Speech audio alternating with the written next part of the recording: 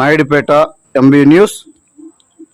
నాయుడుపేట పుల్లూరు రమణమ్మ ఇంటికి వెళ్లి పింఛను అందజేసిన సచివాలయ సిబ్బంది ఎన్ ఆదినారాయణ రెడ్డి. తిరుపతి జిల్లా సూలూరుపేట నియోజకవర్గం వేముగుంటపాలెం పంచాయతీ పరిధిలో ఉన్న పుల్లూరు రమణమ్మ కాలు విరిగి హాస్పిటల్లో చికిత్స చేయించుకొని నడవలేని పరిస్థితిలో ఉన్న ఆమె తన మనవడి ఇంటి దగ్గర అనగా సూలూరుపేటలోని సాయి నగర్ నందు నివాసం ఉంటుంది. అది తెలుసుకున్న అన్నమేడు సచివాలయ సిబ్బంది ఎన్ ఆదినారాయణ రెడ్డి పుల్లూరు రమణమ్మ ఎక్కడ ఉందో అని తెలుసుకొని సూలూరుపేటకు వెళ్లి తన నివాసంలో పింఛను అందజేశారు. అందుకు ఆమె మరియు కుటుంబ సభ్యులు ఆదినారాయణ రెడ్డి గారికి ధన్యవాదాలు తెలియజేశారు. ఇది చూసిన ప్రజలు ఆశ్చర్యం వ్యక్తం చేశారు మరియు ఆదినారాయణ రెడ్డికి ధన్యవాదాలు తెలియజేశారు.